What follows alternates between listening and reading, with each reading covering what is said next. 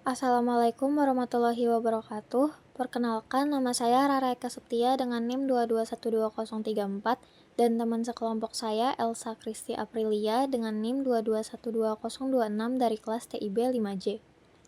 Pada video kali ini, kami akan mendemonstrasikan konfigurasi Snort di Ubuntu serta melakukan simulasi serangan brute force SSH dan scan HTTP dengan tools Nmap pada Kali Linux. Snort akan digunakan untuk mendeteksi serangan tersebut dengan cara mengkonfigurasi aturan atau rule untuk memonitor aktivitas mencurigakan seperti brute force login dan pemindaian port HTTP. Oke, langsung saja kita masuk ke bagian praktik pertama yang akan dijelaskan oleh saya, Rara Eka Septia. Untuk praktek kedua akan dilanjutkan oleh teman sekelompok saya, yaitu Elsa Kristi Aprilia.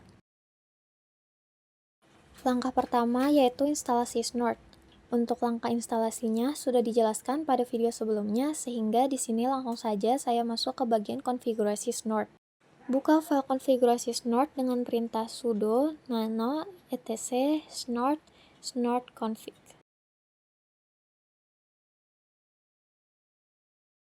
Cari baris ipvar homenet dan ubah nilainya menjadi IP Ubuntu.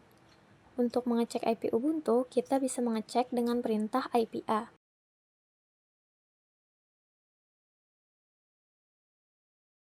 Oke, IP-nya adalah 192.168.183.236. Dengan mengatur IP ini, Snort hanya akan memonitor lalu lintas yang menuju atau berasal dari mesin target. Langkah kedua yaitu menyiapkan SSH di Ubuntu. SSH ini diperlukan karena akan dibuat sebagai layanan yang akan menjadi target serangan brute force. Yang pertama, install OpenSSH Server. Jalankan perintah sudo apt install OpenSSH Server untuk menginstal SSH.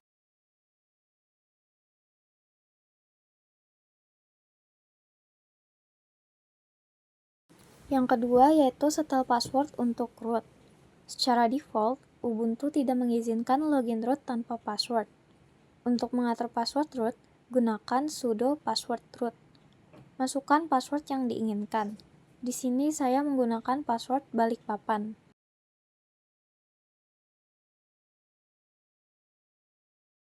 Yang ketiga yaitu konfigurasi login root di SSH. Bagian ini membuat login root menggunakan password diperbolehkan karena login root diperlukan untuk simulasi serangan brute force. Caranya, buka file konfigurasi SSH dengan perintah sudo nano etc ssh sshd config.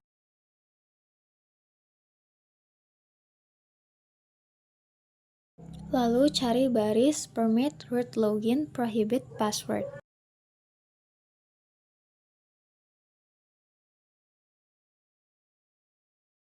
Hapus tanda pagar dan ubah prohibit password menjadi yes, sehingga barisnya akan menjadi permit root login yes. Yang keempat, restart layanan SSH. Jalankan perintah sudo systemctl restart SSH untuk menerapkan perubahan yang telah dilakukan tadi. Langkah ketiga yaitu membuat rule Snort untuk mendeteksi brute force dan Nmap scan. Yang pertama, buat rule Snort untuk brute force. Untuk membuat rules, maka kita perlu membuka file local rules dengan perintah sudo nano etc snort rules local rules.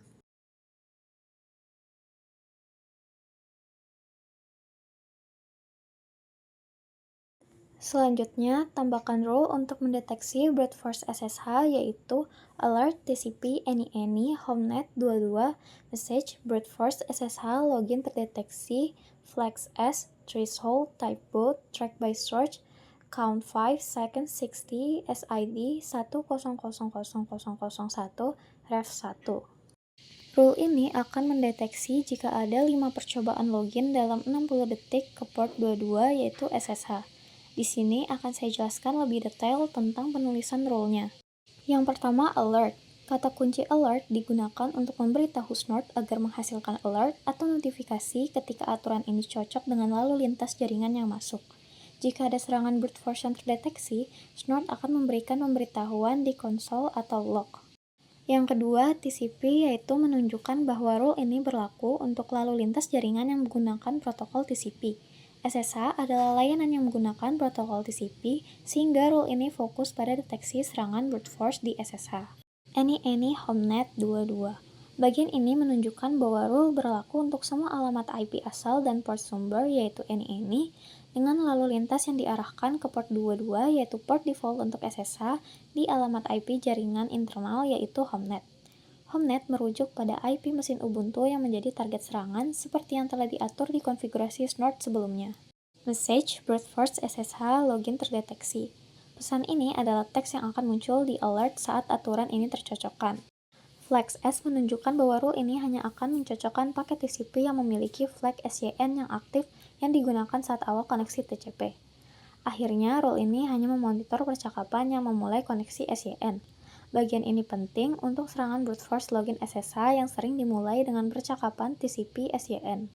Threshold, type boot, track by source, count 5, second 60. Bagian ini menetapkan kondisi yang lebih spesifik untuk mencatat alert berdasarkan jumlah koneksi dalam waktu tertentu. Maksud type boot yaitu Snort akan memicu alert jika kondisi ini terpenuhi baik di sisi sumber maupun tujuan. Maksud track by source yaitu rule ini akan memantau percakapan berdasarkan alamat IP sumber atau penyerang. Maksud count 5 yaitu rule akan memicu alert jika ada 5 percakapan SYN yang berasal dari sumber yang sama dalam waktu tertentu.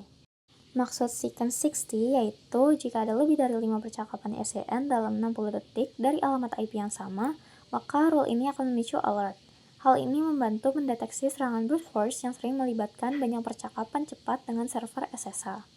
SID 10000001 artinya adalah identifikasi unik untuk setiap role. SID ini memastikan setiap role memiliki ID yang berbeda dan tidak terjadi kebingungan antara satu role dengan yang lain. Rev 1 maksudnya menunjukkan revisi dari role ini. Biasanya jika role diperbarui atau dimodifikasi, maka nomor revisi akan meningkat. Itulah penjelasan lengkap mengenai penulisan role. Lanjut role yang kedua yaitu role snort untuk mendeteksi pemindaian port HTTP yaitu port 80 akan dijelaskan oleh teman sekelompok saya yaitu Elsa Christy Aprilia. Selanjutnya, saya Elsa Christy Aprilia akan melanjutkan role yang kedua yaitu role snort untuk mendeteksi pemindaian port HTTP yaitu port 80. Fungsi dari role ini adalah untuk mendeteksi upaya pemindaian pada port HTTP atau port 80. Pemindaian port adalah langkah awal yang sering dilakukan oleh penyerang untuk mengidentifikasi layanan yang berjalan pada target. Dengan mendeteksi pemindaian ini, administrator jaringan dapat mengambil tindakan proaktif untuk mencegah potensi serangan lebih lanjut. Dengan message HTTP scan terdeteksi, maka pesan ini yang akan muncul dalam log snort jika role ini terpenuhi. Pesan ini juga memberikan deskripsi singkat tentang jenis aktivitas yang terdeteksi. Langkah keempat yaitu menjalankan snort untuk mendeteksi serangan. Langkah ini diperlukan agar snort dapat memulai proses pemantauan lalu lintas jaringan berdasarkan aturan yang telah ditentukan dalam file konfigurasi dan akan mengeluarkan alert jika mendeteksi aktivitas mencurigakan seperti serangan atau pemindaian. Jalankan snort dengan perintah sudo snort c etc snort conf a console. Dengan perintah ini akan menunjukkan file konfigurasi snort yang digunakan, yang berisi aturan dan parameter deteksi, dan menampilkan alert langsung di konsol sehingga memudahkan pengawasan real-time terhadap aktivitas jaringan yang mencurigakan. Langkah kelima yaitu melakukan simulasi serangan dengan Kali Linux. Langkah ini bertujuan untuk mensimulasikan serangan terhadap jaringan untuk menguji apakah snort dapat mendeteksi dan melaporkan aktivitas mencurigakan.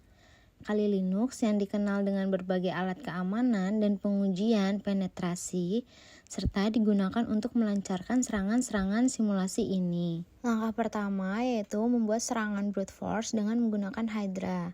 Hydra adalah alat untuk melakukan brute force login. Jalankan perintah di Kali Linux Hydra root p home kali download indosetlist ssh 192.168.183.236 atau IP Ubuntu yang merupakan target layanan SSH pada IP tersebut. Tujuan dari langkah ini adalah untuk mencoba berbagai kombinasi password dengan harapan menemukan yang benar. Snort diharapkan mendeteksi aktivitas ini sebagai serangan brute force. Selanjutnya, melakukan pemindaian HTTP menggunakan Nmap. Gunakan Nmap untuk melakukan pemindaian pada port HTTP atau port 80 dengan menjalankan perintah sudo map p80.192.168.183.236 atau IP Ubuntu. Langkah ini digunakan untuk mensimulasikan pemindaian port yang umum dilakukan oleh penyerang untuk menemukan layanan yang berjalan pada port tertentu. Snort diharapkan dapat mendeteksi aktivitas ini sebagai pemindaian port. Selanjutnya, langkah terakhir yaitu mengevaluasi hasil deteksi di Snort. Langkah ini bertujuan untuk memverifikasi apakah Snort berhasil mendeteksi serangan yang telah disimulasikan. Evaluasi hasil deteksi sangat penting untuk memastikan bahwa konfigurasi Snort berfungsi dengan baik dan aturan yang ditulis bekerja sesuai yang diharapkan. Dengan memeriksa alert Snort untuk brute force di terminal Snort, periksa apakah ada alert berikut. Brute force SSH login terdeteksi. Alert ini menunjukkan bahwa Snort mendeteksi aktivitas brute force pada layanan SSH. Pesan ini membantu administrator jaringan untuk segera menyadari adanya upaya login tidak sah dan mengambil langkah-langkah mitigasi yang diperlukan. Berikutnya, periksa alert Snort untuk Nmap scan. Periksa apakah Snort menghasilkan alert berikut setelah pemindaian Nmap. HTTP scan terdeteksi. Alert ini menunjukkan bahwa Snort mendeteksi pemindaian port HTTP menggunakan Nmap. Dengan mendeteksi pemindaian ini, administrator dapat menyadari adanya potensi pengintaian oleh penyerang dan memperkuat keamanan pada titik-titik yang rentan.